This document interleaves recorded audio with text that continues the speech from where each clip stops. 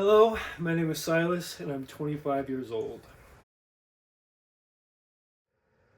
So I guess my favorite movie, well, it's hard to pick, because, you watch one movie and you're like, that's the best ever, and then you forget about it and you watch another one. But I'd say Hell or High Water was the one I've probably watched the most when I was a kid.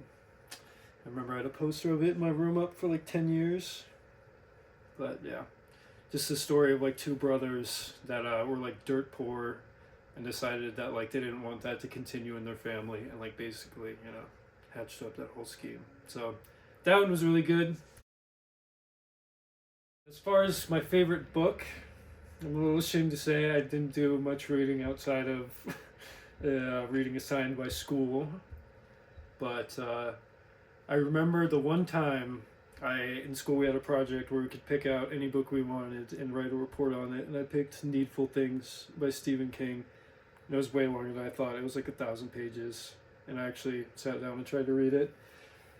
It was like the only time I got scared. I didn't think I get scared reading a book, but I was like terrified reading it.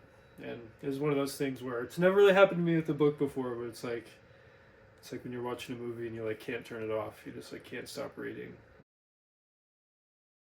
Eh, you know, things that are important to me. I mean, it might sound, pretty basic, but it's like I don't have too many material possessions that really mean all that much to me. I could, literally lose it all and it wouldn't bug me that much. It's more just things that are important are just relationships with people, and your family. You know, you only have the family that you got, and so that's always, important to everyone. And just, you know, people that are your friend that are in your life for a while, like Abby. I'm thankful for her because she's important to me because she we've been together for a long time, and she's one of those people that has we've had bad times, and she's always been right there with me. And I also say my friend Lucas, he's one of the only good friends I could say I have in my life, and so it's just more the people that are important to you. The people are the ones that are there for you, and you have fun with and you make memories with. So I'd just say just a few people that are in your life that are important to me. Life story. The earliest memories, honestly, I remember we lived. I was born in Walla Walla. I hardly remember much about living in Walla Walla.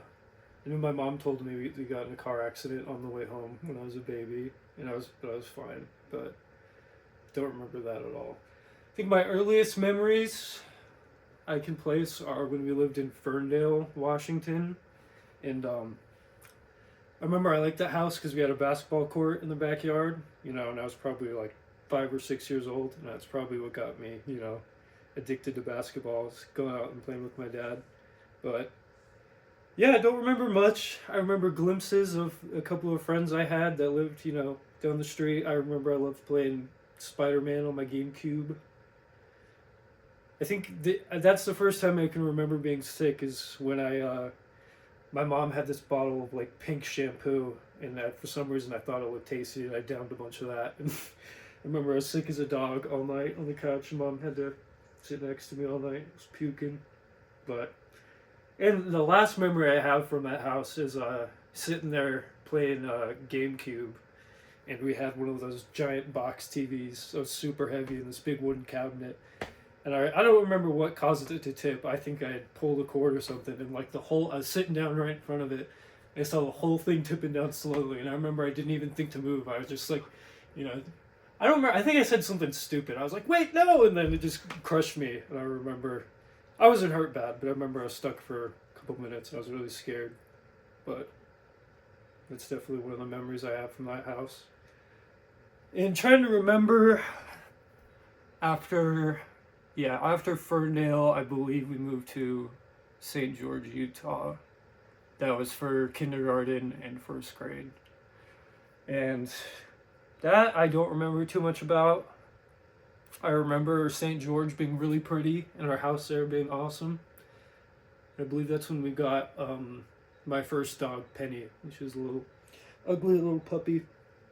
So, yeah, the only memories I have from living in St. George was I remember our school had this kid named Xavier who was either just abnormally big or was like he got held back or something. But the only thing I can remember from going to that school is that kid. He one time he beat the crap out of me. He like punched me in the stomach, and I ran to the principal crying.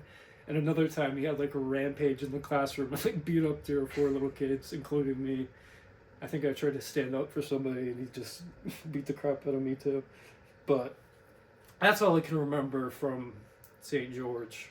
And then from there, we moved to Springfield, Oregon, which is next to Eugene. In Springfield, I lived there from 2nd to 4th grade. I remember there was a house on Sequoia Avenue. We were right across from a park with a, crappy little park with a basketball hoop. And those are my most nostalgic memories because I remember, just going out and playing basketball with, whoever would until it got dark and then playing a little more. I was, when you're a kid, it's just, do whatever you want. And I remember I loved playing basketball more than anything. But, yeah, in elementary school, I remember that's when it's probably a little too early to be feeling things like that. But I remember that's when I had like my first crush on a girl, and I convinced myself I was in love with this girl. Or I remember her name was Dawn Marks, which is really weird to remember because that was probably like I don't know how many years ago, but I don't even remember. But I remember I had my first little crush in elementary school. I made my first best friend, Eric, and yeah, I remember my mom subbing at that school sometimes, so my mom would pop in every once in a while, and that was really weird, but nice to see her. But yeah, I from 2nd to 4th grade, I don't know. The only memory that I have from that time is I remember that park across the street. I would go and play basketball, and there was this kid Matt who was in high school. No, it wasn't Matt. That kid did kind of give me a hard time, but it was another kid who lived a few houses down. I remember he got a fake syringe that looked like it was like full of drugs or something, and convinced me he was full of something that was going to kill me. And he chased me around the park for about 10 minutes. And that was the first time I saw my dad get really angry. I remember he came out and gave him a talking to. And I remember I was like, yeah, get him, Dad. But yeah, I remember that. I remember this kid Jackson, he used to live across the street from me, and his whole family was a little bit crazy. I remember he'd always just show up at the house, any time of the day and just wait out front until I came outside, even if I didn't want to hang out. But yeah, I remember, yeah, he was a weird kid. But yeah, that's all I can remember from elementary school, or from 2nd to 4th grade. 5th grade, we moved to Eugene. I was in 5th grade at I forget the name of the elementary school, and then 2 years at Cascade Middle School. But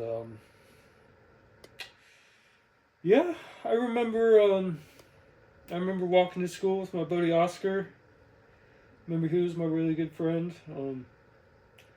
I remember just school being a lot of fun. I hardly remember learning anything. I just remember it as one big, just all I remember is hanging out with people. And remember that's when I started. First time I learned an instrument, I learned trombone in band. I remember I really liked doing that in guitar and jazz band. That's probably the first time I started playing guitar as well. But yeah, I remember I liked going to school. It was just it's fun to make friends. I remember it's probably when I first started, being the bad kid, being a troublemaker. I think the first time I can remember getting in trouble at school is I remember I had like Benadryl in my backpack or something, and some kid asked me about it, and I thought it'd be cool and be like, oh yeah, this is some random I just named a random drug, and I was like, oh yeah, this is that. For some reason, I thought he'd think it was cool, and then it immediately led to a bunch of teachers coming in and searching me and me getting in a bunch of trouble and asking me why I said that. I think that's the first time I got in real trouble with my dad. I remember they took away my locker privileges because I was so unorganized. I didn't use my locker for anything but to throw crap inside of it. And I remember me and my buddy got donuts, and I left them in my locker, and they got covered in crap.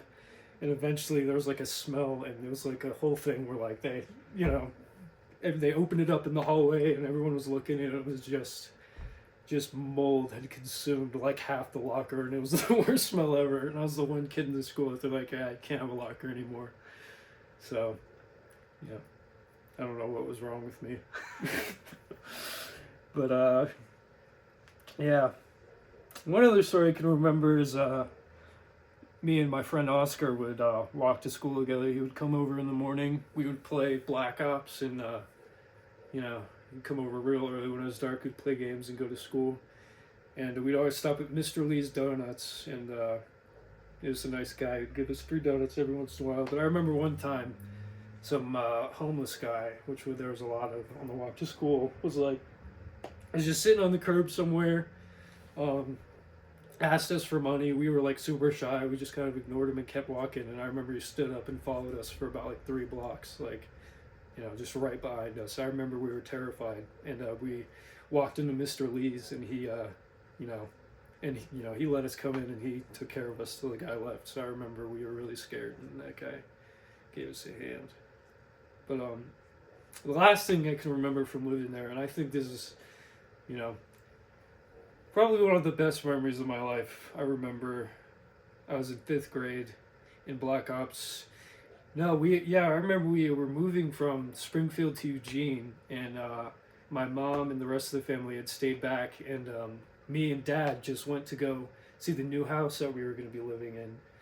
And so there was nothing there. It was completely empty. We just had sleeping bags and, crap we bought in the car. And we went, and I remember we just, I think, it was when Black Ops 1 came out, but I remember we just rolled out sleeping bags on the carpet, and I played Black Ops with Dad like all night. I remember it was just, I don't know, for some reason, I remember it was just one of the best days of my life. I remember I had a few days like that where a new game would come out, and Dad would let me take a day off, and he'd take a day off, and he would just play with me. And yeah, it's probably the best memory I have with, video games, and it was a good time. But yeah, I remember around that time was when we started filming all the Chat Factor videos when we lived in the Eugene house. And I remember looking back, Natalie was in those videos, and little baby Silas and Quinn, and it's just funny to watch how different we were, and how excited and how goofy we all were. It's just very funny to watch. I remember, for some reason, I was just obsessed with making stupid videos that absolutely no one would like. I remember making like a Resident Evil zombie movie spoof or whatever with my friend Nate. That was just my mom following us around with an iPhone, and we were making noises with our mouth, Posted that to the internet. I just remember we were making a bunch of goofy videos. I remember around that time going to Red Rock with Carolyn and Connor and Quinn. And I remember the first time we went to Red Rock was, that was an amazing time. It was really fun. It's really pretty. I remember that's when Grandpa Albert lived with us. I remember Carolyn and Albert lived with us. And it was nice because that's the only real time I ever got to spend with Grandpa Albert, because, I wasn't around him very much. So it was nice getting to know Grandpa Albert.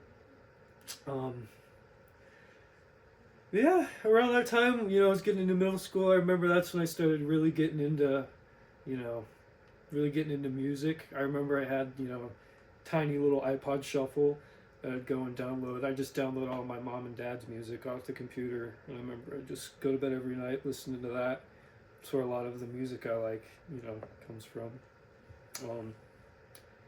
Yeah, it's enough about that. I can't think of too much else. Yeah, so that was fifth, sixth, and seventh grade, and for eighth grade, that's when we moved all the way to Prescott Valley, Arizona, and I went to Glassford Hill. Um, think about that, you know. I remember I loved that house. I loved Arizona. I was like, I don't know. As a kid, I always liked being out in the desert, and I remember I was so excited when we finally got to move out there. Um,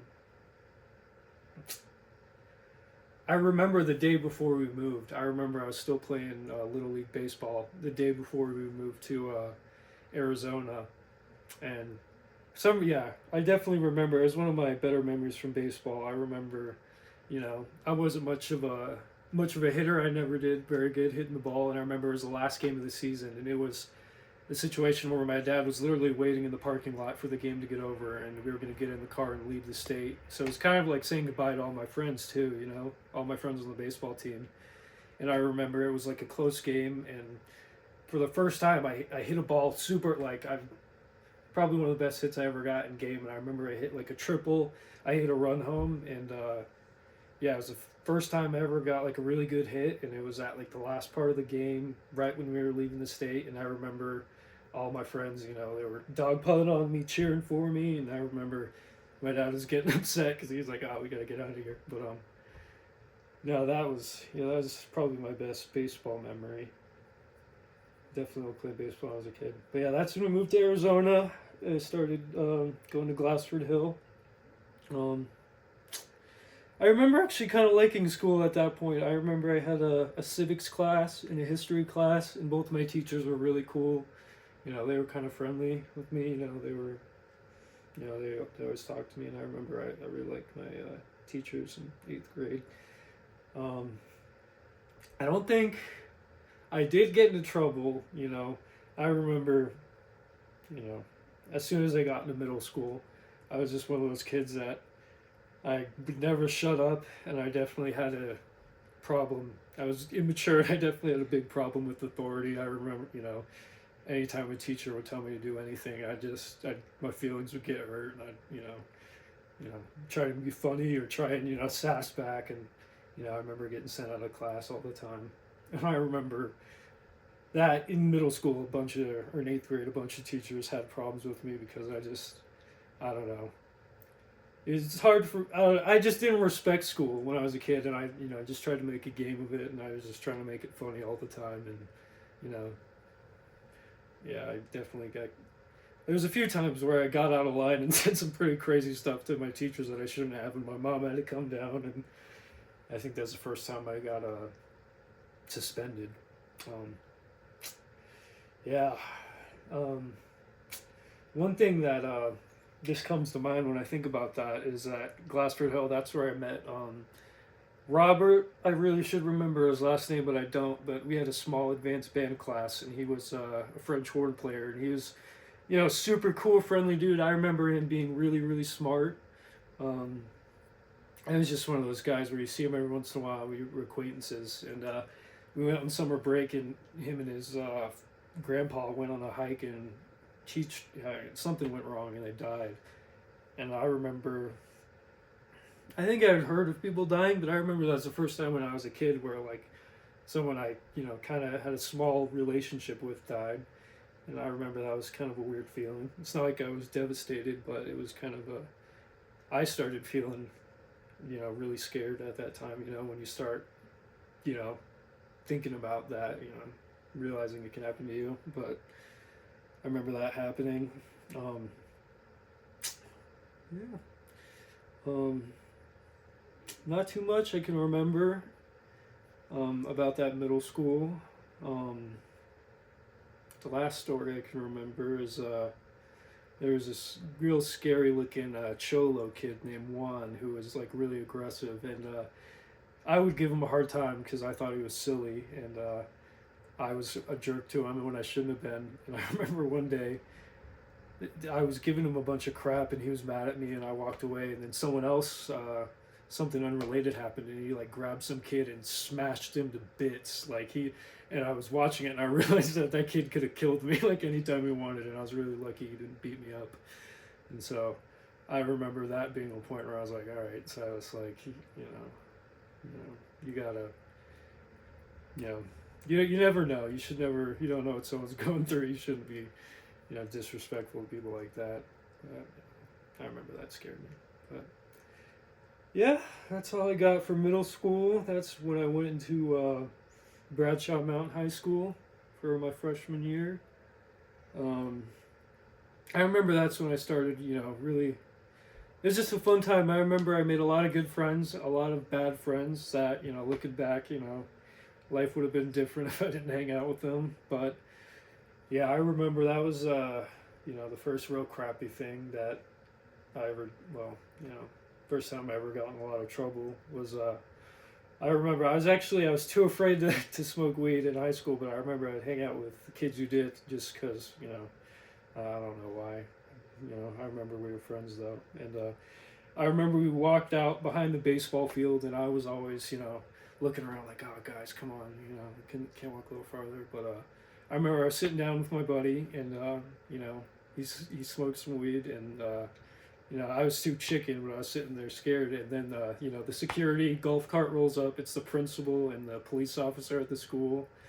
And, it didn't take them long to figure out what we were doing. They took us to the office and it was all dramatic. I remember like it was in between periods and kids were coming out and, the cops put us in handcuffs and took us into the office. And I remember this left a really bitter taste in my, it really hurt my feelings for a long time. But I remember the cop who cuffed me up. He wasn't just giving me like, oh, like you screwed up, you were being stupid, talk to you. He was kind of like, you're an idiot, like you're going to be in jail. Like he was kind of like, you're not going to amount to any, that type of stuff. And he got in my ear and I remember I was crying in front of him. And yeah, but then I remember they took us in a cop car. At that point, we were just emotional and nervous. And I remember me and my buddy were just laughing the whole way. I think that was just because we were scared. But yeah, we got there to sit around, wait for. I was worried. I was terrified. I was going to see my dad walk in, but his mom, and that's one of the times I can really think that my dad was a really good dad because that was one of those moments where I was terrified. I thought I was going to get beat up. I thought, well, Dad wouldn't do that. That's not right. But I thought, you're scared. You're scared your dad's going to yell at you, or you're going to get in trouble. But yeah, I remember I got home and it wasn't more of a chewing out. It was kind of like you're better than this. Like you made a mistake. Like I know who you are, and that's not it. And it wasn't even like he was chewing me out. It was just more of like a pep talk. It was like you know what you did wrong, like that's not you, just keep your head held high. Like I remember there's a few times I was all butthurt walking into court. I remember I had to go sit in front of a judge, take drug tests, and I was all mopey. And I remember my dad just being like, hey, you don't belong here, don't act like you belong here, just keep your head up. And I remember that really made me appreciate my dad because that was probably something I needed to hear. But yeah, I remember I got put on probation for about 6 months, so that was going on all throughout high school. And unfortunately, if I'm being honest, when you're on probation, it's everything that you're doing. You're doing it with other criminals. It's like you're going to a drug rehabilitation thing, and so it's a bunch of other kids that are doing drugs. You're going to, it's just all these programs you have to go to, and you're not around the best kids. And I was really upset that I was just pissed off that I got arrested, and I don't know, I ended up kind of falling in with the kids I was on probation with, doing really stupid stuff. And yeah, I remember for a few years in high school, I was just like, a criminal. But yeah, but yeah, as that's all going on, starting high school, I remember there's a few classes that I actually liked going to. I remember Mr. Dalpiaz, my first, I think it was biology was my first science class. And I remember if I had to say if there was like one talent I had in school or one thing that I was good at, it was science, because it was one of those things that you didn't have to like force it down my throat. I had a really good teacher, and I actually really like doing it. So I remember I had a lot of fun in science. It's good at math too. I remember my basketball coach, Mr. Hillig, was also my algebra teacher, and yeah, I love doing algebra. It was just you know, it's like a little puzzle. It's like you have the equation. It's like you know how to do it, and something is satisfying about plugging in numbers into any equation, and you do the math just right, and you know that's the right answer. And I remember that's why I like math. But yeah, that math started marching band, and honestly, that was did that all throughout high school. That was an awesome experience. It was I remember we had marching practice for 3 hours every day after school, which sucked, and you felt like a nerd walking around in that stupid uniform, and you definitely got some crap for it. But the stuff the stuff you're able to do if you put a couple hours towards it every day, you impress yourself after a while. So I remember I really liked doing that. That's where I met a lot of my best friends.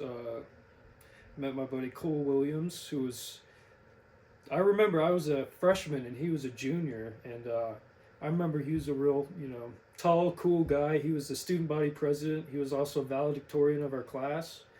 He was like super smart, and for some reason, we just became like best friends when I was a freshman, and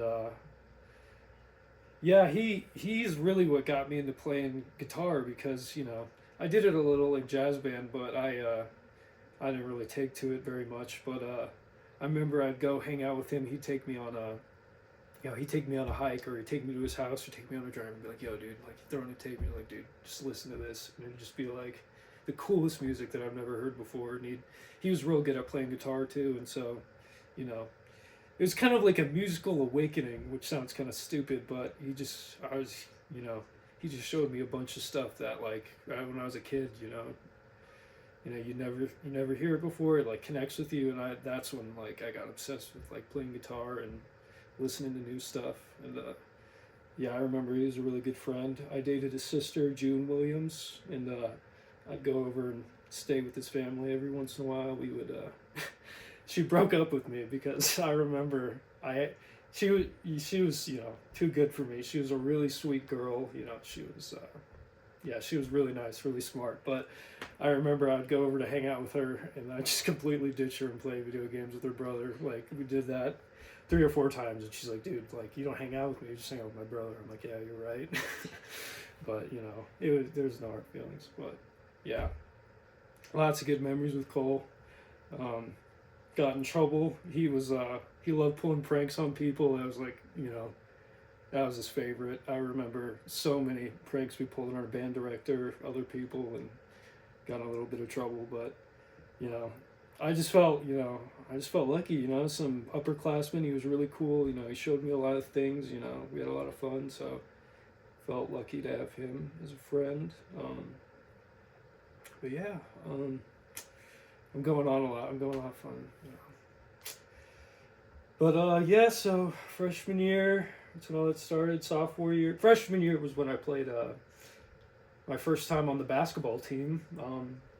Yeah, I kind of skipped past a little bit, but I was obsessed with basketball. From when I was a kid to I would say till the end of high school. But yeah, I remember I tried out for the freshman team, and I didn't think I was gonna make it. And I remember the coach pulled me aside, and he's like, "Listen, like, you're one of the better players we have here. Like, he just gave me a little pep talk and made me think. I'm like, oh, holy crap! Like, I could actually be on the team." And yeah, I remember it was a lot of fun. I remember I would get so ridiculously nervous. It would get so frustrated because I love playing basketball.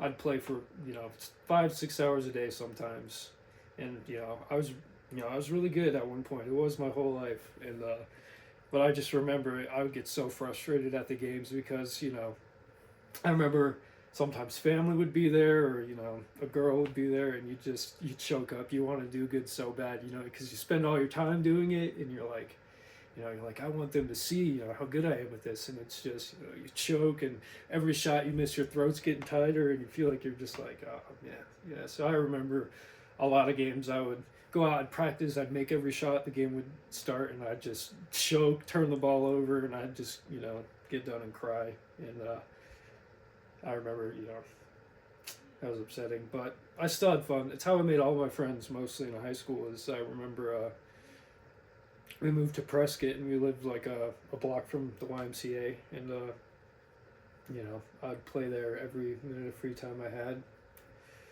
Um, yeah, I love playing basketball. When I'll skip to the end of high school, I'll try to make it a little faster. Um, yeah, freshman year I played basketball. Sophomore, junior, senior year, not, I honestly don't want to go into detail, but, you know, I had some serious mental health issues when I was in that time. It was, I think the world, we grew up in with technology, this is like the most basic crap ever, but, I think there's certain, I don't know. I don't know if I didn't live the right way, if I let too much crap get in my head, if I, was watching too much, gross stuff on the TV. I don't know what it was, but I had a really, I had serious, mental issues. It was a time where I was hurting myself a lot. I was overdosing on drugs. I was a year I was, an alcoholic, and a year I was like addicted to pills, and yeah, um, it was just a really dark time. I just didn't know what the heck I was doing. I felt confused, and it was just misplaced. When you're a teenager, you're growing up, you have anger, confusion, and all that, and you just. Well, I realized what happened looking back on it is you get stuck in a trap of feeling sorry for yourself, and you just like, oh, what does it matter? And you just think the wrong way. But yeah, I remember at that time I was. But yeah, that's when my grades. I didn't give a crap about school at all. I failed all my classes except for a couple. I got in a bunch more trouble at a bunch of different times. But yeah, that pretty much. I remember junior year was my last year there, and then my mom pulled me out because I was doing so bad in school. I was getting in so much trouble, and I think frankly she was just worried about me because I was acting insane. But I remember she tried to make me do online school, and I feel really bad. She was trying to do the right thing for me, and I remember I'd sit down, I'd log in every day, and I would just stare at the screen for 5 hours, and mom would come home and I would lie to her, and then I'd be like, oh, I did this, I did that, and by the time, I feel bad for mom because she, she made the mistake of just trusting me and taking my word on that, and by the time she figured out what was really going on, there was no chance that I was ever going to pass. So that just burned away a semester of my life, and then they realized they had to put me back in school. But at that point, that was towards the end of our time living in Arizona. Yeah, that's. I remember we were living in Arizona, and me and my dad took a flight up to Corvallis to something to do with work. I think he had a meeting with work or something like that. Maybe he was working a few days. I remember we flew out to Portland. My dad got a cool rental car, and for some reason I remember the drive over there being awesome. I remember, you know. I remember my dad showing me some cool music I'd never listened to. I think he went and got me some cool new shoes. So I think he was really doing his best to, give me a good time. But I remember jamming out with Dad the whole way. I was like in awe of I'd been out there before, but we were in Arizona previously, so seeing the green again, like the green grass, I remember kind of like, oh, I'm home. It's very refreshing. We stayed in a hotel. Forget what else went on that trip. I think we were just there for a few days in Corvallis.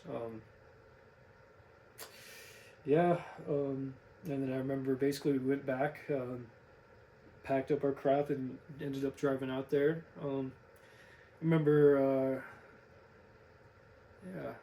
the drive up being nice.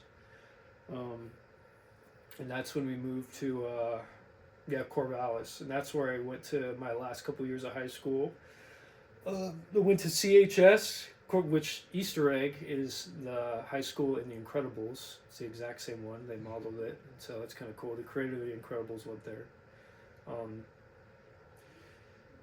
Yeah, then I remember going to that school, and it was a lot like preppier. That it was, Corvallis is a nice town, and people go there mainly for the education and the school. So I remember there was a lot of. I remember coming in and feeling like a little bit like I didn't belong there, and I didn't, to be honest, because I got kicked out. You know, I remember I went there for a few months. It was I met some cool people. I made a friend or two, but it was something was wrong with me at that point in life. It started when I was a sophomore, and I just had absolutely no concept of the future, and didn't give a crap about school. It was just going to I don't even know why my parents didn't make me drop out. Why I didn't drop out. I didn't show any interest in it at all. But I think I'm grateful they kept me in it. I'm not sure how much use I'm putting my high school diploma to, but it'll come in handy at some point. But yeah, um, yeah, Corvallis. I was at CHS. I was there for a couple months. Um, you know, I was a bad. I blew everything off. I got in a fight with like two of my teachers because to be fair, I remember this one gym teacher. You know, I remember, we'd show up to class, the door would be locked, we'd be waiting there 10 minutes, and then she'd, come in and let us in. And I remember one kid was just waiting there, and he checked his phone, and she got in his face, it's like, you're not supposed to be on your phone, like, give me that, like, shoot him out. And she was kind of like, if she would just be like, give me the phone, whatever, she'd being all condescending to him and talking down to him and she shows up late every day. She was a crappy teacher, she just sat on her computer and, like, played videos. But, anyways, I remember I cussed her out in front of everybody. I got like,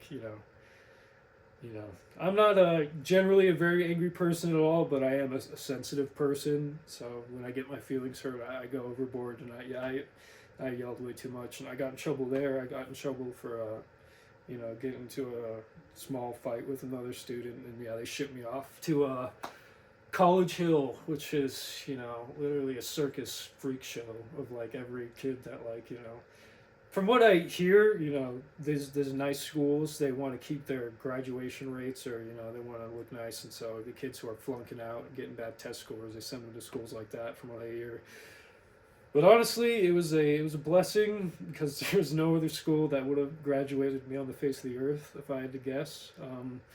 It was kind of like you'd go in and it was like a credit based system. It wasn't like it was like you have to do this many assignments a day for these classes, and it gives you, this progress towards a credit. But it was one of those things where you could come in, you could knock out all your work in 3 hours if you were on it, and then you could go home. And,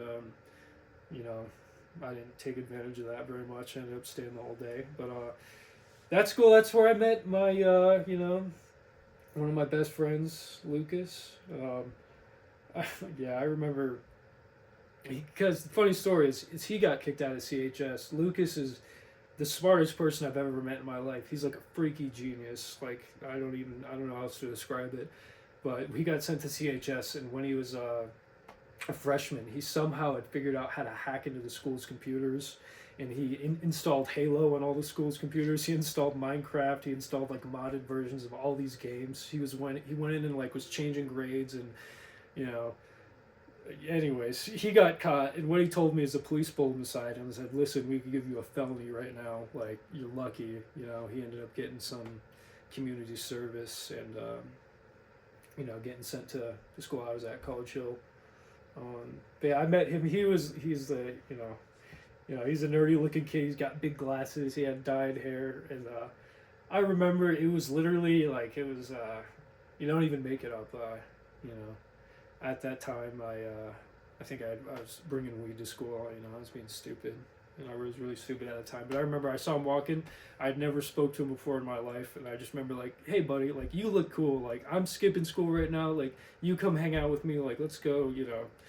Let's go take a walk." And I remember it was almost immediate. We were just like best friends. We that day we ended up ditching school completely. I was gonna take a walk around the block and go back in, but he's like, "Dude, like there's this cool trail like 5 minutes from here. Me and my buddies have been building a little fort," and he took me out, showed me this little trail, and I just remember that was my first memory with Lucas. And yeah, that school, I was there for a year and a half, was a super, there's a super senior. I was a super duper senior. I graduated when I was dang near 20 because I missed a semester of online school. And then I think there was a semester where I didn't go to school at all. I think my parents completely pulled me out because I was acting so crazy. Um, but yeah, so I basically had blown off 2 years of schooling completely and ended up graduating when I was 20. But yeah. Anyways, that. I don't remember it being too eventful at that school. It was a bunch of everybody was drinking, doing drugs. I remember they had to take away the apples from. They would give the students apples for breakfast, and they had to take them away because they would make pipes out of them and smoke drugs and then leave them places, and it was a problem. And they took away our bathroom doors and our bathroom stalls because kids would smoke weed in there. Kids would just smoke cigarettes. They'd be in class and walk out and just smoke a cigarette in the hallway like it was completely fine and walk back in. And then, I remember there was one kid named Adolfo who was go to school with an ankle monitor on. Funny enough, he was really nice, but I remember the cops came to arrest him for violating probation or something, and it was a situation where there was one, overweight woman cop and him in a desk in the middle in a game of running back and forth for a while until she got him. I remember watching that in school and laughing. But yeah, anyways, that's, I'll call it that for high school. I remember, honestly don't think I would have graduated high school at all if it wasn't for COVID, because I had a minimal amount of credits left. I think it wouldn't have been that long, but I had to do a senior project by this deadline. And if I didn't graduate by that deadline, they can't have me coming back to school when I'm 21 years old. That's, I was like, this is ridiculous, so I gotta do this now. But I remember COVID hits. They shut down the school. Like, we thought it was gonna be for a couple days, but it ended up being, for the rest of the school year, and they gave me my diploma. There was some stuff I hadn't done, but they did it anyways, and that was kind of weird. I remember being kind of let down. I remember I was excited for like my last day of high school, doing like a senior prank, and just having that like last day. But we didn't even know it was the last day. We just took a break, and then they ended up shutting it down. But got my diploma. I remember at that point we were living in Monroe. I actually remember. I left out. I remember I met my first fiance, Heaven, when I was going to College Hill. I remember. I think I was just getting into a lot of trouble, and she thought I was cool for some reason. But yeah, I remember that's where I met her. I remember, when we first started going out, you're acting like a crazy kid. You think that's the only thing that matters, and you're doing stupid stuff, and you think that's your whole life. So, I'm sure I was very wrapped up in that around the time. But yeah, it's when we we were living in Monroe. I loved that we had a couple acres of house. I loved that we were able to have farm animals. It was a perfect place to live. I really like living there. I miss it, but yeah, I remember that's pretty much. I was gonna say where I got my first job, but my first job was in Arizona making pizza. It was pretty uneventful, but that's when I got my first real job, working at Whole Oaks Lumber Mill, which was, it's one of the last remaining steam-powered mills in the country, as far as I've heard. I don't know if that's still true or whatever, but, to paint a picture, Monroe is a town of 600, and the mill is by a town called Bellefontaine, which is legitimately maybe 20 people, maybe 50 to 100 if you include the surrounding areas. But I mean, you're in the middle of, like, you would call it like podunk, middle of nowhere, like redneck woods. Like, I remember you drive through there, and there's like dudes in overalls like looking at you with their teeth out, looking all. I just remember it was like I was scared to go out there. And yeah, when I worked at Whole Oaks, I just remember it kind of, I think I got a talking to from either dad or mom. It was kind of, straightened out, because, they were right. At that time, I wasn't taking school seriously. I was doing everything I could be wrong, and I was living off my parents, and I think they were kind of just wanted to, give me a taste of, what I got to prepare for, which, was good. But that job sucked. It was, you work outside, it's cold, and there are some places, that I've experienced, it's like, a lot of it is like production facilities, like factories, but there's just some places, like some blue collar, There are just some jobs you walk in and everybody hates their life. You walk in and everybody's sad. It's like, there's not a single person that wants to be there. It's they're people that are there because they need to be. And I remember I was only maybe older. I think 17, 18 at the time. But that job, it was no joke. It was they pull some of the biggest lumber in the whole country, as far as I've heard. I've been hearing that the lumber they pull at Whole Oaks is used for like special construction projects, sort of reconstructions and like mansions. But if you know about lumber, what we'd be pulling is, I pulled green chain, which is before it gets dried out and treated, so it's wet, it's soggy, it's got splinters and crap in it. It weighs a crap ton, and we're talking about 6 by 12, 30-foot long boards. They weigh hundreds and hundreds of pounds, and I worked at Papa Murphy's. I was flipping pizzas. I've never had a real job, and I remember that first day. And everybody I'm working with, to give you a picture, every single one of them was a convicted felon. That's not a joke. One of them was a dude named Alfredo. I remember he would ask me all the time. I'd never given him any indication that I had done drugs. I kept my mouth shut, and he would just ask me if I had meth every once in a while. I'm just like, dude, I'm 18 years old. No. But he's a fat Mexican dude named Alfredo that loved meth. There's a redhead named Keegan, which he almost killed me one time. I'll give the story for that later. But and then one older dude named Gary, who I remember I actually ended up becoming kind of buddies with. But anyways, yeah, that first day, it was kind of like, there's board. It's basically a constant, stream of boards, heavy boards. You gotta yank them off the chain, get them on a roller, and throw them down, stack them. And I remember I got done that first day. Like, there's a few times where, if you mess up, the whole chain gets jammed up. Everyone's got to stop. People got to come fix your screw ups. And there was like 3 times where I screwed up, and they're like, cussing me out. They're telling me to quit. Like, they were going to the boss, like, get this, like, right in front of me, like, get this dude out of here. Like, he doesn't know what he's doing. Like, right in front of me, dude's cussing me out, telling me to quit, talking, all that right in front of me. And I was just crying while I was working. Like, I was an emotional kid. I was crying while I was working. I got in the truck, and I remember my dad asked me how the first day went, and I just cried for like an hour. I was like, holy crap, like, this can't be it. But, I remember, you go back because you have to, you don't want to skimp out on commitment. So I remember, I kept going back, and it was one of those jobs where, it sucked, but it was simple. At least it was hard, but it was simple. So I remember, you get stronger, you get better with the technique, you figure out what you're doing, and some days it's fun, some days it's sunny, everyone's in a good mood, you're all working together.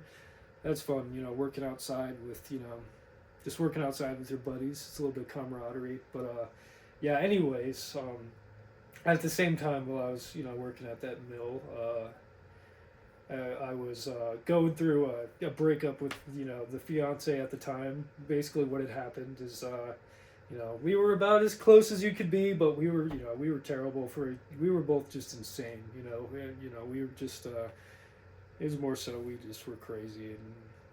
But anyways, we got to a bunch of trouble. Long story short, we got drunk one night, and I don't remember, I think my family wasn't having it, and they're just like, get out of here. And I was like, all right, whatever. And I went, and I actually did it probably about 20 times. This is the only time I got caught. But whenever I was bored, because I'm on row, there's times I didn't have a car, didn't have much to do, and I don't know, something about, I thought it was fun when I was a kid. I do it all the time. Is you'd go around looking for abandoned buildings or abandoned houses, and you just go in and screw around and just have fun. But anyways, I took her to do that in the school, and we made a mess. Security cameras caught us, and I remember that was one of the funniest oh crap moments of my life. I was just driving around happy as a clam, not in a worry in the world, didn't think anything would ever come of it. And I looked down at my phone, and my dad, it's a screenshot of the security footage, like, and right up on my face, I'm shirtless, eating a bag of chips, looking like a complete idiot, like on the camera. And my dad just sends me that, and he's just like, nice. And he didn't have to say anything else. I just knew I was screwed. But anyways, that's why Heaven got sent off, because she was doing that with me. She had been we had gotten in trouble before. She was on probation for something else. And basically, it's a situation where, like, you can be on probation, potentially face criminal charges, or go stay with your family in Washington. So she got sent off. But anyways, yeah, while I was working at the mill, that happened, and I was, I was crazy at the time, and it was my first real breakup. At the time, I was an alcoholic. I don't remember how it started. I think it starts off having fun, and then all of a sudden, you feel like you're not yourself without it, and then all of a sudden, before you know it, you try and stop, and you're shaking, and you're throwing up, and you know. Anyways, I remember at that point I was in, I was dealing with a breakup. I was drinking a lot. I was just in the worst place you could be, and I was working at that mill. And I remember that's just like, it's just crap. Like every day you're just going through the worst of it, doing a job you hate, and it's some suffering is like some things it's like you got to suffer, but it pays off in the end. There's a payoff. But this is just me being a complete idiot for years and then suffering the consequences for that. But yeah, remember that. How I ended working at Whole Oaks. I had this guy Keegan I talked to. He was a felon. Fun story about him. I went and hung out with him at a hotel. I think him and his buddies sold meth or something. I didn't know. I just came over to play video games for a little bit, but I left, and I was there. I think a day or two later, his buddy got shot dead by the cops in Corvallis because he was tweaked out. So yeah, he sold drugs. He did steroids. He tried to get me on steroids a few times. I'm glad I wasn't I was that stupid. I just didn't do it. But anyways, he would tell me about this website where you could order research chemicals, where it's like just crazy drugs that you shouldn't be able to get your hands on, but there's legal loopholes. And he told me about this. He's like, oh, it's like a form of Xanax. Which basically is what it was, but it was a liquefied form that it's like insanely more potent. But anyways, he kind of pressured me into doing it. I remember I was scared. I remember I didn't want to do it, but he kind of was like, hey, like, he was a big scary dude. He kind of got me in a corner about it, and he's like, oh, come on, man, like, I want to see. He was kind of using me as a guinea pig, I remember, and I was like, shit, okay. And anyways, I took it, and then he's like, when you get home, send me a video of you taking another dose or whatever. And I didn't know, it was just a vial full of crap, and he told me to take it. But anyways, I took it, and I blacked out for 3 days. I don't remember what happened. All I remember is doing it, having like 2 moments of like, oh no, and then just black. And then, I wake up, I think it was literally 2 days later in bed. I remember getting out feeling like my arms and legs were like 100 pounds. I feel like I could barely move. I didn't know what had happened. And I just walk out, and my parents look like surprised to see me. They're like, what? Like, what? And I was like, what's been going on? And they're just like, you were like motionless in your room for 2 days. You were just completely out of it. And so that was like and that was the second time I had almost died from doing Xanax. I remember a similar situation. My first job, I had a manager who was a girl, and I was trying to impress her, and she had drugs, and I took it, and same thing. I completely blacked out. I drove home, which was horrifying, because I know there's videos of me and I was completely ruined. But I got home. Thankfully my parents saw right away. Thankfully I didn't go home and lay down, and they didn't stop me. I might have died, maybe, I don't know, but they did stop me, took me to the hospital. I don't remember a darn thing. I remember waking up with patches all over me and them telling me almost lost you there, but he OD'd. And I remember Dad was real disappointed. I didn't believe him because prior to that I didn't do stuff like that, and it was kind of, or not very much at all. I don't think I had done that particular thing, but I didn't remember taking it. It was such a blackout that I didn't even remember doing it. They were telling me, and I thought they were screwing with me. I thought they were lying to me, but it happened. But anyways, so yeah, that happened, and then that time with Keegan at work, I basically, literally through the miracle, God was looking out for me. There's no other reason for me to be alive. And I can think of another time, right around that time. It was actually, not too long after that. This was probably one of the hardest points of my life, because I had gotten in all that trouble with, my girlfriend. I had to quit the job because, my coworker basically almost killed me, and I realized it wasn't a healthy working environment. And so, but I remember I was that's when I realized that my dad found out, and I think I had done something else wrong that I shouldn't have, and I was just so like I was just ashamed of myself. You feel shame. And part of it's shame, part of it's me being like a coward and scared because I knew I didn't want to face my dad for what I had done. I didn't want to do any of that. So I remember I just got on my bike and rode to Corvallis. It would have been 4 hours if I had made it all the way, and this is the closest I've ever came to dying. I haven't told anyone in my family this because I know that now that it's in the past, but this is the one thing where I don't like, makes me kind of understand what PTSD is. I don't have it, but it's kind of like repressed because whenever I think about it to this day, I still like, my heart jumps a little bit, and I'm like, your brain and your soul knows that you should have been dead, but God was looking out. But anyways, I was riding my bike. At that point, I was a mental head case. I wasn't paying attention, and it's a highway. It's one lane this way, one lane this way, going 55. People go way faster. And anyways, I'm riding. I look this way. There's no one coming. I look behind me, and I want to cross the street. I look behind me. I see a car coming, and in my head, I'm like, okay, car's coming. When it passes, I'll go. But there was a car right behind it, and so I didn't even look. I saw the car go past without looking behind me. I started pedaling across. And then all that happened is I looked, and there's a car coming at me. It seemed like 5 feet away. He was going dead straight, and then this guy, props to whoever was driving in the reaction time, but they turned last second. I was going across this way. The front end of their car hit the front end of my handlebars and the tires and spun it around, so it hit my bike. I fell into basically made contact with the car as it was driving by, but it didn't head on smack me, or I would have died immediately without a doubt.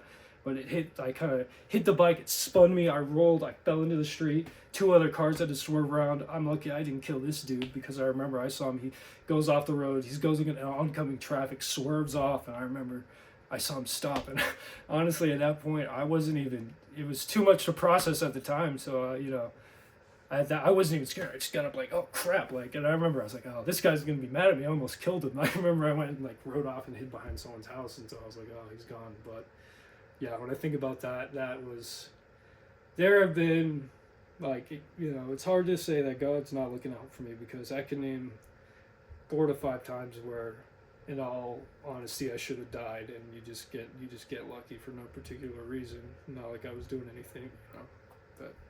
You can control that. But anyways, that was me leaving the house. I was running away. I remember shamefully I stole some money from my dad, because I was like, oh, this is it. I'm gone. I guess $100 or something. I was like, this is it. I'm hitting the road. And all I was homeless in Corvallis for about a week and a half. I remember I got out there. This is why Lucas is one of my best friends, because I remember Lucas. He's always. He was a troubled kid as well. He was, an idiot sometimes, and a lot of the times we were in the same boat. We didn't have very many friends. We were screwing up all the time, and he's always one of those guys. The second I see him, everything's all good. You're hanging with the bro. And I remember I told him, I was like, oh, I'm out here. I slept on the sidewalk for a few nights. I got creeped out because I woke up to some homeless dude screwing up my shoes, and yeah, I slept on the sidewalk. I remember I hit up Lucas, and I remember, he had, comfy room. He had, games and all that. He had friends, and I remember he dropped everything. He's like, dude, I got a sleeping bag. I got all this crap. He's like, dude, I'm going to chill with you. I'm going to make sure you're good. And he came out, and he slept on the street with me. He, literally, went out in the woods and, laid out a sleeping bag, made a little thing for us. And, yeah, I remember that's, that's... For some reason, it was almost kind of fun for a while. It was we were urban camping, but yeah, I had, not a lot of friends at the time. I couldn't talk to my parents because I had, I was, being an idiot. I could have talked to them, but I was too scared to. But yeah, I remember it was a week of sleeping in, backyards. I broke into a school while it was, empty, and I slept in there because I was freezing. There was one night I burned my clothes. And I wasn't thinking, because I burned my clothes for warmth, and it lasted about 10 minutes, and I was just cold in my shorts all night. But yeah, that was completely self-inflicted. It's not like I was forced into homelessness. I was just scared, and I didn't know what to do. But yeah, it was about a week of just sleeping in random spots, pretending to be friends with some dude to crash in his room or something for a night. But yeah, I just remember I came back home and got chewed out, and that was kind of like I could definitely identify a point in my life where I was in a very dark place. A lot of substances and suicidal thoughts and hurting myself, and just it's a miracle, honestly, that I didn't do anything like that. But that's kind of what I remember. The end of everyone still struggles. I still there's still problems, but I remember that being kind of like a rock bottom. Like I remember getting home, like listen, like just thinking to myself, I'm like, okay, like if you keep doing this, it's literally just a spiral of bad decisions, and one doesn't make the other one right. It just keeps getting worse and worse and worse, and one day you really are gonna wish you just weren't alive, because you just realize like life can get bad. Like you think like how much worse can it get, but you realize when you start getting dealing with some of your actions that you can really anyways, it was just like a rock bottom thing. I was like, either you try to be a good person 100% or don't try at all, and not trying like isn't an option. So I think that's the last time I've ever really had any super dark self-destructive thoughts. I think that was like kind of the end of it. I remember I got home and Dad talked to me. I think there was probably another week or two where I was being an idiot, and then kind of realized that I wanted to stop being such an idiot all the time. But yeah, that was I think so that was right after high school. I was in Monroe, but I'm trying to think the rest of our time in Monroe. That's when I started kind of branching out from my family. Up until that point, I'd only lived obviously with my parents, but I started I had my best friends, Max, Lucas, and Trevor. I met them all at the school I went to. It was just a group of misfits. Max is like most people don't know who it is, but he's like an exact copy of Rodney Mullen, that old skateboarder. But he's like I say Lucas is the smartest. Max is the most talented dude I've ever met. He's one of the best freestyle skateboarders, like probably in the state. I don't know what the hierarchy is, but he's the best skateboarder I've ever seen with my own two eyes. And he's really nice. He's really creative, super soft-spoken and shy. But that was Max. Trevor, kind of the same deal, and then Lucas. But I remember at that time I moved out. I would move out and stay at my buddy Lucas's and Max's apartment. And that's when I started skateboarding. We started skateboarding together. We were all crap except for Max. He kind of showed us the way, kind of taught us. But that is probably the best. Probably the simplest, most fun years of my life. As I remember, because it's like learning something new. It's fun, the process of getting better. So I remember every day. There wasn't a day that wouldn't go by that we wouldn't skate. We'd go all around the town. Drinking.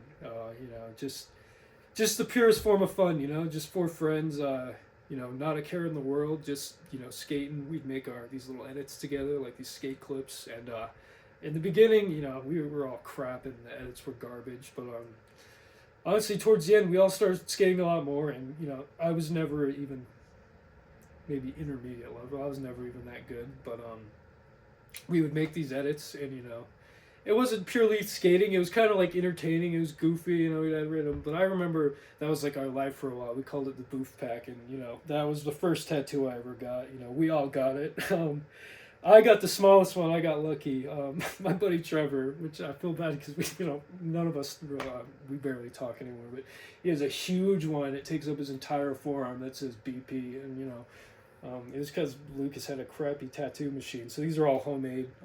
My first tattoos were with sewing needles and pen ink. But anyways, we all got this tattoo, and we started, it started crappy, but eventually we started getting better at skating. We started making like kind of a community. Like we'd go around and a bunch of the skaters knew us, and I was a delivery driver in Corvallis. I had a lot of friends, and I was kind of all over town, making friends.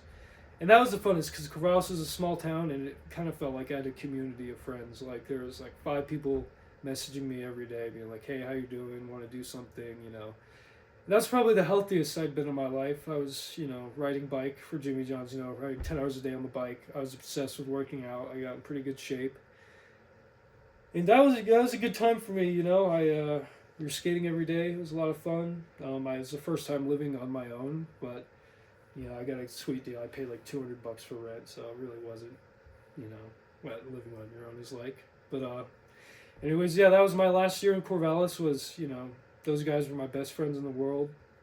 We literally hung out every day. We were inseparable. We went to different states together, like all of our favorite spots we would take each other to. I remember we did coast trips where I'd take the four of us and I would pull up to the skate park and just, like, hey, like, whoever wants to come to the coast, like, we're going, we're skating. And so we just have strangers, sometimes a homeless person, sometimes some really cool dude. But I remember we'd plan trips to the coast. We'd all go camping and skate in Newport. And that was just, I felt like we were making something. It felt like we were creating stuff, we were crappy at it, but it was a form of expression, none of us were good at skating, but we had our own little tricks and our own little styles and our own personalities. And when we all came together and, went and did stuff, it felt like a cool, felt like we were doing something, so. And yeah, I remember that page. We got it to like 3,000 or 4,000 followers, and then we gave up on it. And basically, what ended up, ending it all was, I met my wife Abby delivering Jimmy John's. I remember, yeah, I remember pulling up on my bike, and I remember I could tell immediately that she liked me. Like, it wasn't like she's. Like, her face turned red and she was like stuttering, and I was like, all right, here's your sandwich. And then she pulled out, I could tell she went to get out a tip, and it was a $20 bill. It was one of those things where you think it's a one, you pull it out and you're like, oh, and she was so nervous, she gave me $20, and I was like, you don't have to do that. And she's like, oh, I can tell. And then I could tell she was really nervous, and I was like, hey, how about you give me a hug? You seem pretty nice. I was just trying to be nice to her, but I gave her a hug and I went back, and it was one of those things where, I had stuff like that happen before. Like, I had, you'd have a run with a girl, she seemed nice, but I remember I got back and I was like, oh, I gotta call her, and, I ended up getting her number from the system at Jimmy John's, and, we went on our first date, and, yeah, that's when I met Abby. Yeah, I'm leaving out a lot of stories from high school, but a lot of them are just, just doing stupid stuff. The only, or just from that time in my life. But yeah, that kind of Corvallis did feel like an end of a certain, time for me, because, I was grown, I was living, but, I was kind of living like a really simple life without a lot of responsibilities. I barely worked a job, I just lived with nothing, I lived on in a bed in my friend's living room in a completely trashed apartment that we burned down twice. And yeah, so but I remember I was living with Max at the time, and it was the type of deal. We were so poor that it kind of brought us together. We were eating rice and drinking hot sauce together for sustenance and eating ramen. And I remember every day he'd come out and he'd be like, "Oh man," like, we never got in a fight, me and Max. He was just purely, he just loved to skate. He loved to hang out. He loved to talk. And he'd wake me up in the middle of the night like, "Oh man, let's go skate. Let's go do this." And yeah, a lot of good memories living just with my buddy for the first time.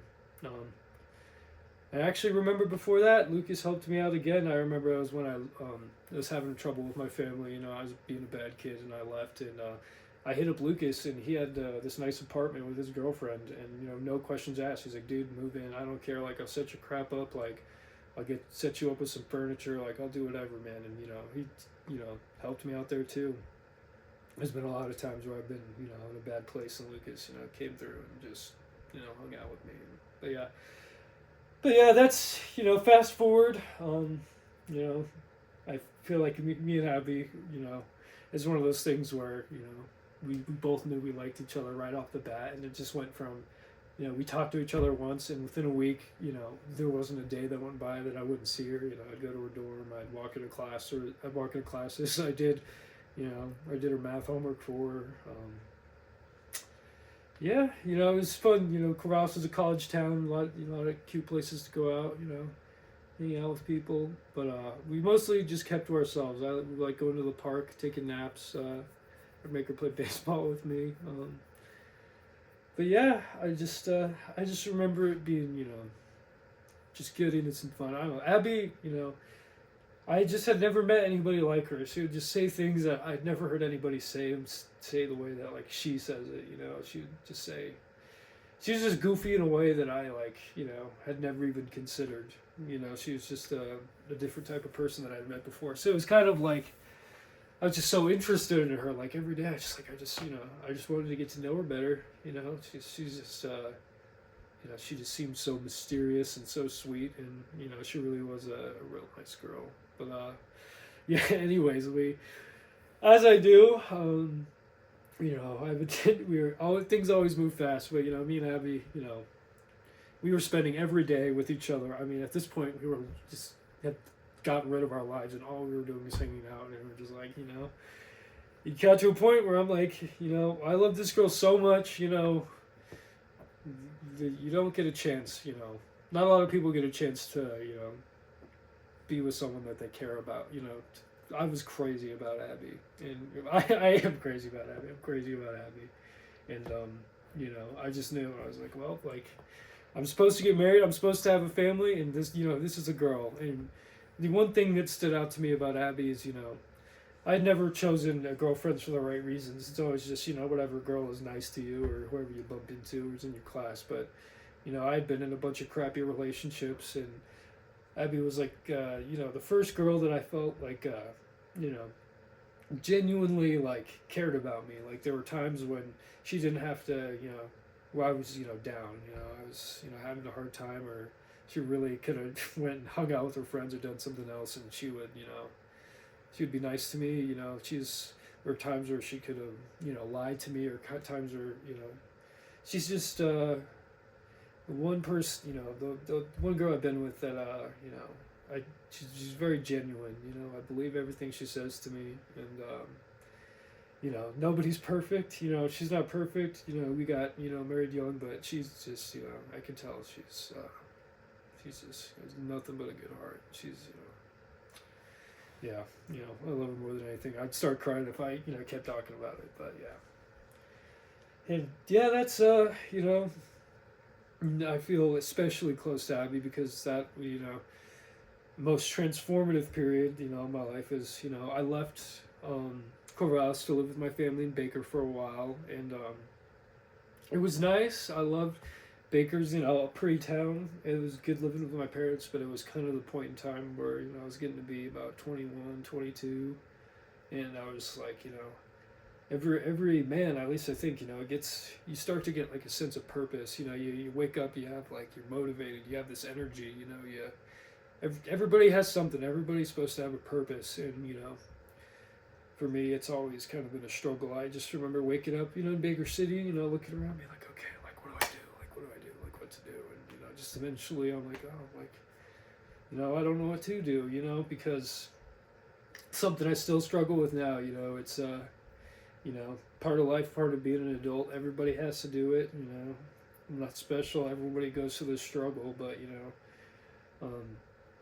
got to get a job. You got to work. You got to earn a living. But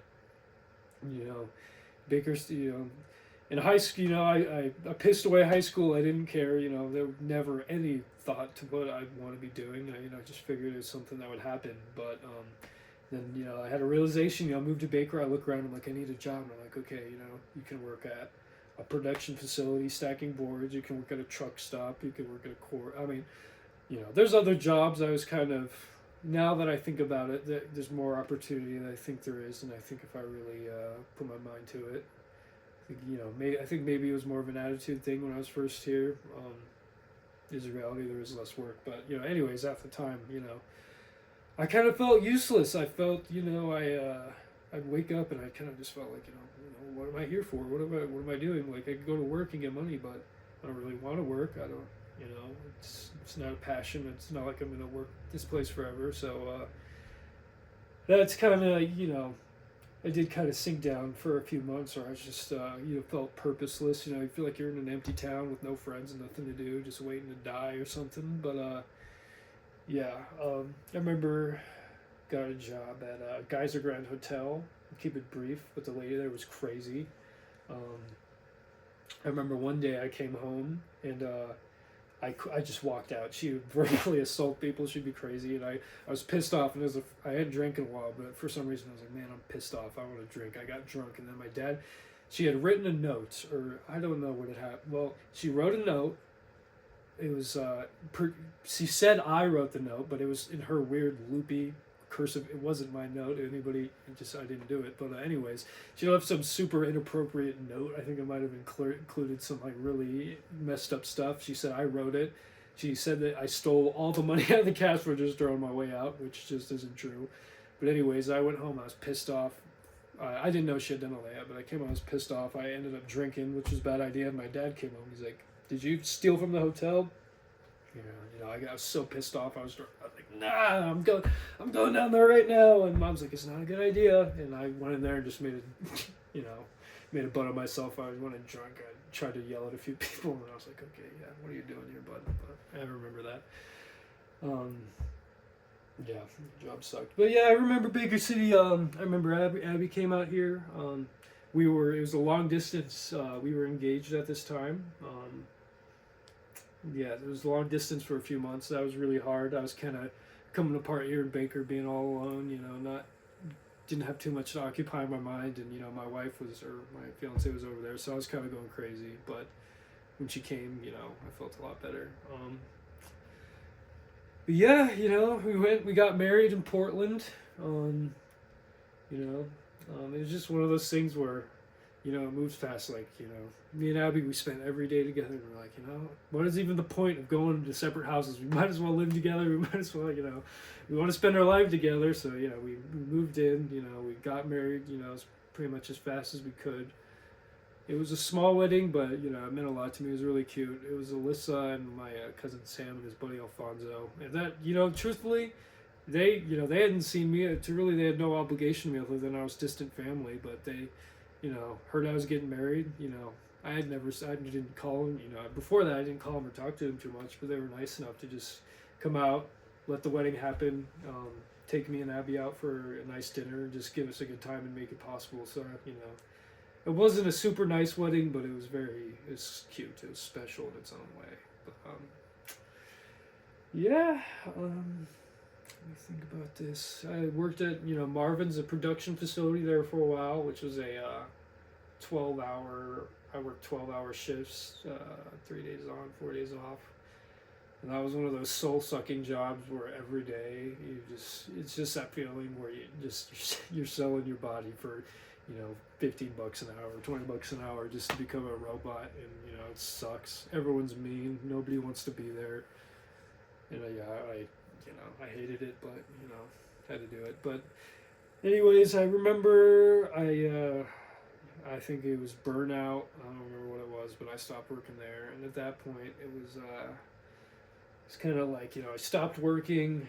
I just felt like I felt like I just hit a dead end. I was like, oh, I'm just sitting here living off my parents. I'm 20 years old. I'm sitting here, just being a loser. I'm like, actually, I really didn't have any plans. When I think about it, I'm just like, I'm gonna be stuck forever. I don't like. What am I gonna work at a gas station so I can afford a house or something? Like, I was just, I was terrified of what my life was gonna be like. But then, my buddy Lucas, who I left behind in Corvallis, he hits me up out of the blue. His dad is starting or had a construction company. All of his guys quit, and he's like, hey, my dad. He's starting. He's he needs to keep it going. He needs guys. Like, it's kind of crazy, but me and Lucas, we had actually worked together a few times. There was a few times where we'd be broke, and we'd specifically apply to jobs together. He's like, dude, I'm not working without you, and he was like, I'm not working without you. Remember, we worked at a garbage dump for a few weeks together. Literally, it was a job. It was a job exclusively for criminals. It didn't need to exist. It was literally piles of trash, and they'd be like, all right, pick the trash. Like, if you see plastic in this giant heaping pile of crap, take the plastic and put it over, and it was literally busy work. They gave to felons to, give them drug money. I don't know, but that's what we did. You'd come home smelling like crap. But yeah, we worked at the dump together. We worked forestry together for a while.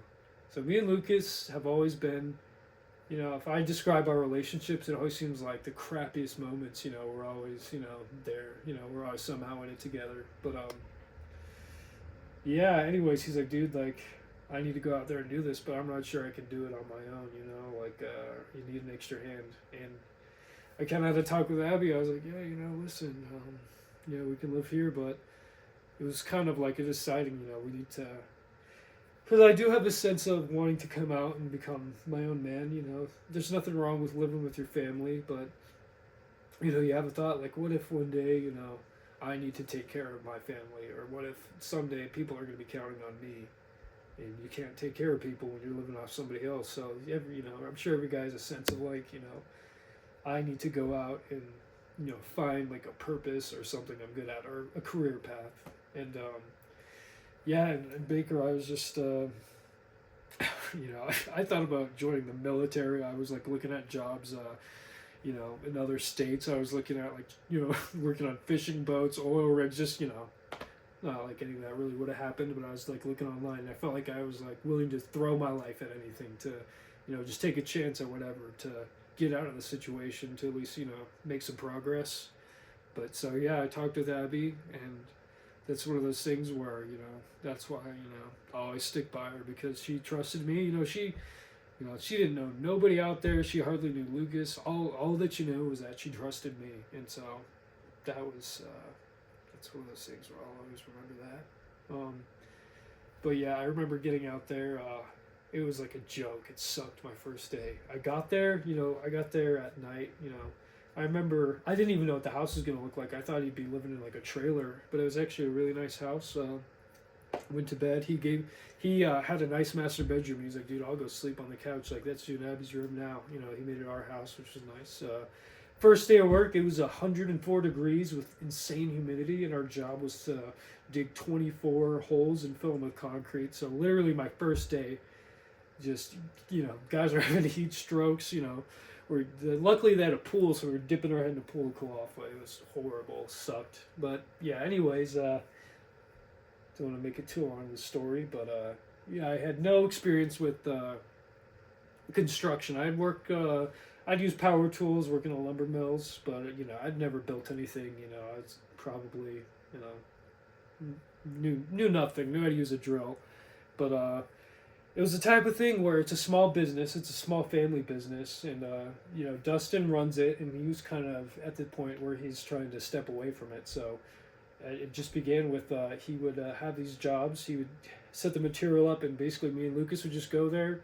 I had no experience. Lucas had maybe a year of experience, not specifically even building decks, framing houses. So we were just, you know, his dad, the whole business literally was just, he's like, you know, it's on you guys. Like, it's, you want to get paid. Like, if you guys suck at this, you know, the business is going under, we're not getting paid. So literally the business is on our shoulders.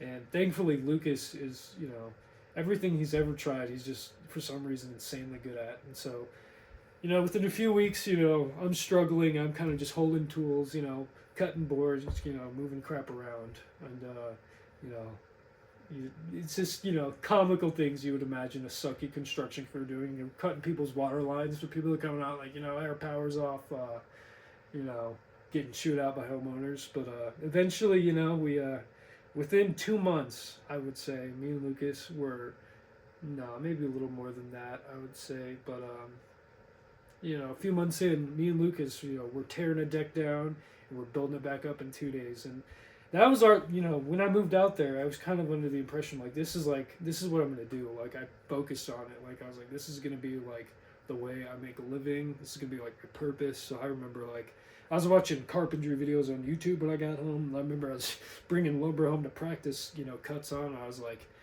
and at the time I was like, his dad was kind of dangling the idea of like us becoming part of the business owner. So I thought, you know, if we do good work now, we're going to have clients, like we're going to build a name, and then maybe even I become a part of the business, like own a piece of it, and then really, you know, make a living. But, yeah, anyways, got to a point where me and Lucas were good enough to, you know, we took it seriously. We would bust, you know, we would bust our butts, because Lucas's dad, you know, I'm not going to say his, you know, you'll never know. But anyway, he's ex-drug addict, felon, super scary, like tattoos all down. Lucas has told me stories of childhood about this dude, and he's, you know, about a bad of a dude as you can think of. And so when we moved out there, you know, stern, you know, discipline, or, you know, someone really just putting your feet to the fire can help you learn. So that's just kind of what it was like. He was like, he's no guff about it. He's like, you know, if you don't show up to work, like, you're gone, you're fired. Like, if you, I don't care if you're sick, you know, I don't care. Like, you're here every single day. And, you know, I lived with him, so, you know, even if I was sick and I would have called out, I'm like, oh well, you know, I live with him. You know, his dad owns a place, like. So Lucas would show up to work with a fever and crutches. I would show up just sick out of my mind, just no matter what. We were there working, and it's a lot of work for two guys. It should have been more. So we were absolutely. And his dad is super, you know. To be honest, he's not super involved, and you know he'd just show up, you know, call him like, "What about this? What about this?" He's coming, he's yelling, he's worrying about this. But it did kind of get us to the point where we were good. Like we were. Because he said he had a crew before us that he worked with for 10 years, and he's like, you two guys are like busting so much butt. He's like, you guys are tearing down and building the deck up faster and just as good as they, like, dang near like twice as fast, like with the way you guys are going. Because the thing is, with me and Lucas, we've never been in an argument the entire time we've ever known each other. You know, we've always worked well together. So we just got really good. We got really fast. People are coming out telling us we're doing a great job, and I took a you know, I take a lot of pride in it. But yeah. Anyways, long story short, I worked with him for you know, a couple months longer. You know, I worked a year and a half. But his dad was, you know, and I don't want to get too into the personal life of my friend, but you know, Lucas is my best friend in the world, and he, let's just say, he got in about as tough as a position as I could ever imagine a person being in, because he relied, like, he moved out there, he left his you know, he left his family, he left his job, he went out there to, you know, work for his dad, and his dad kind of made it so he was reliant on him. His dad kind of decided whether, you know, he would withhold his money if he was screwing up. If he messed up, he's like, oh, you don't have the car anymore, and you know, anyways, you know, he's in a tough situation, you know, because he's in a position where he can't quit, he can't fail. Like, if he doesn't do this, like, you know, he's screwed. So his dad is always on him. You know, I can tell he's very stressed out. And honestly, I would have left, but I was worried about Lucas. You know, he couldn't do it on his own, and his dad was really hard on him. And anyways, to keep it as vague as possible, you know, he ends up having a family with this girl, and you know, he's young, just like, you know, he's 20. Like, I knew him, he never dreamed of having a kid. He was just you know, just having fun with his life, and all of a sudden he had a kid, and it was one of those situations where it wasn't, you know, it was, you know, it was scary, but he decided to do the right thing. And so he's being a first-time dad, raising a family, you know, for the first time.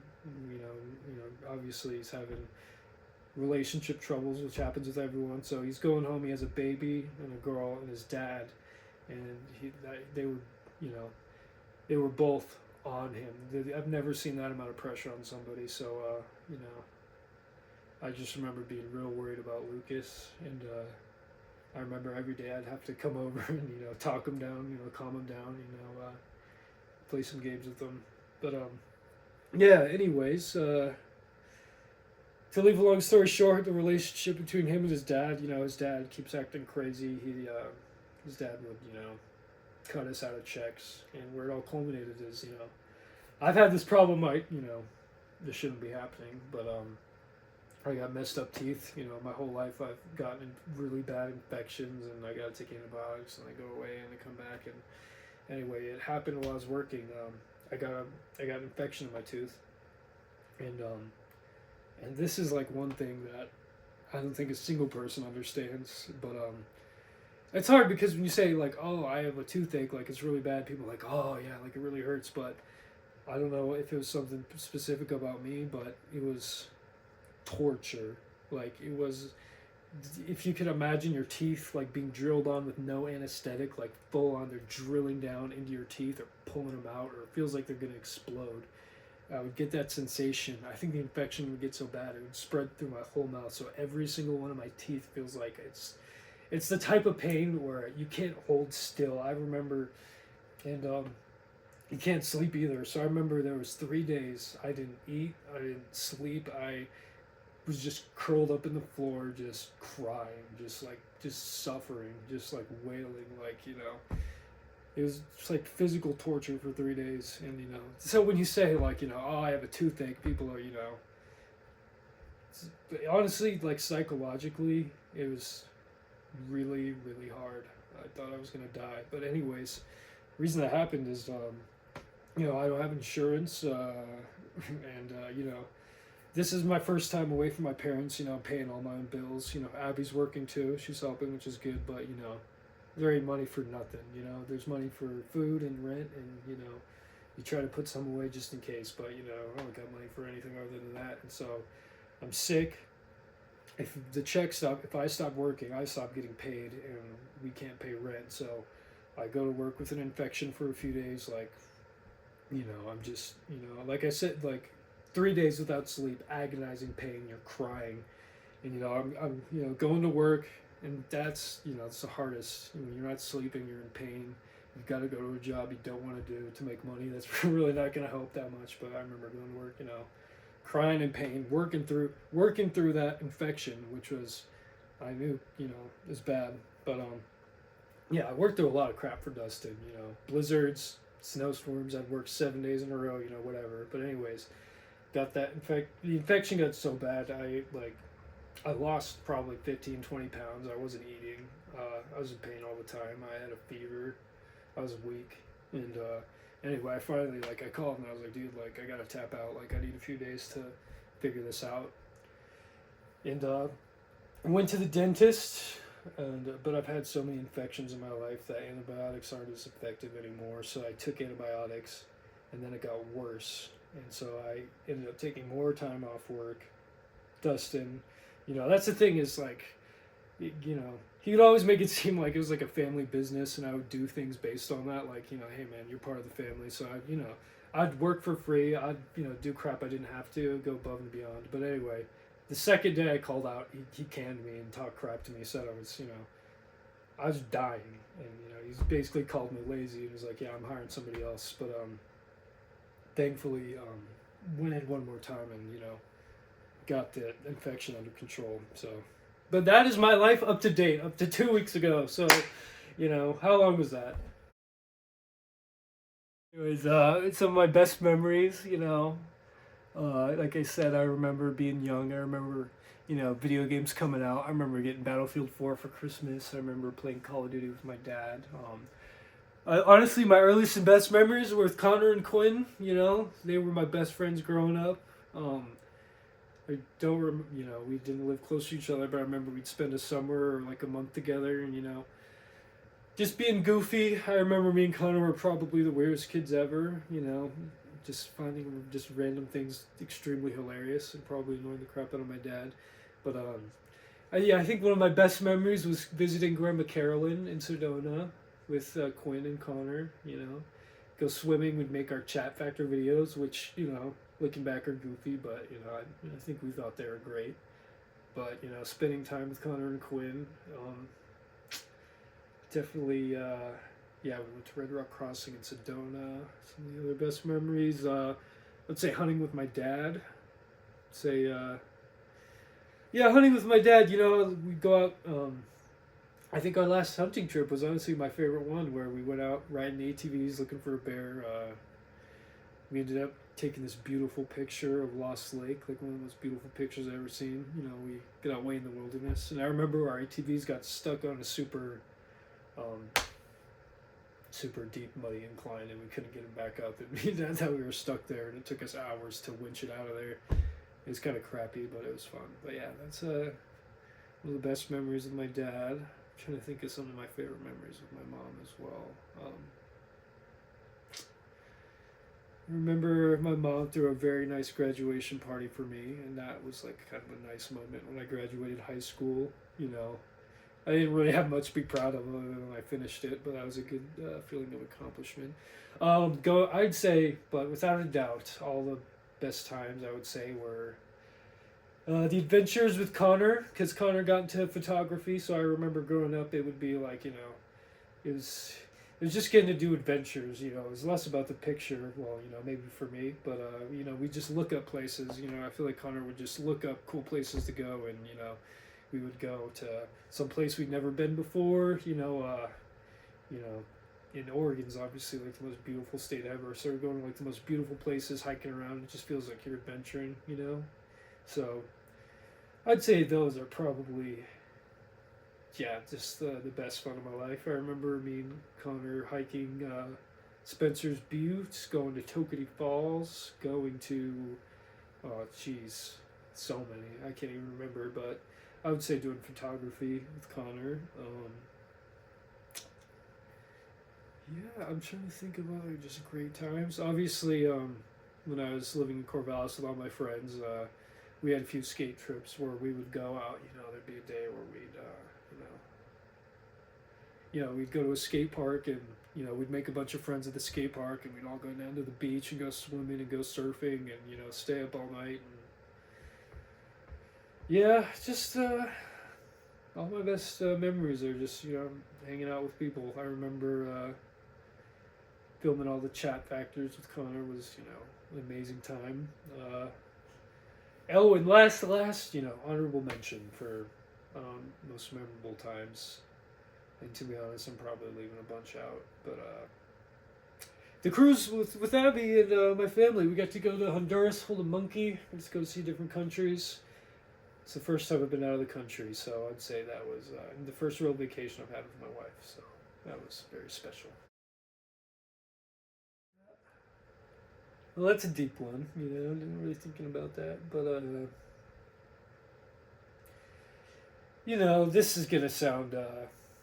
This is like if I died tomorrow, and you know, I'm not gonna get you know whatever. But obviously, I spent you know, I was just very misguided. I was insane. I made all the wrong choices growing up, and I was just you know, lack of a better term, you know. I don't think I'm like rotten to the core. I just, as a kid, I just made the wrong choices. So, you know, there'd just be a lot of, mostly just thanks, the amount of, you know, gratitude I have for my family because, you know, I've done plenty of things to, you know, they could have, you know, never wanted to see me again, you know. Probably the biggest screw up possible in every way. And, I don't remember ever feeling like, you know, my parents, you know, didn't love me or didn't care about me, you know, so, you know, I'm just glad that I just feel gratitude for, uh, you know,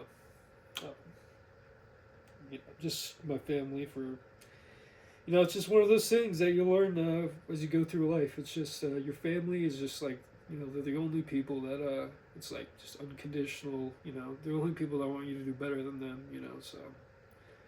I would just say how grateful I am for that I know I gave both of my parents, you know, probably covered, you know, caused a crazy amount of, you know, trouble, and they were the best parents they could be. So, you know, it's just I wouldn't have gotten here, you know, obviously wouldn't be here at all with my family. So it's they're really the only people who care about you unconditionally. So that's you know, I guess the one thing I you know want to say is just very.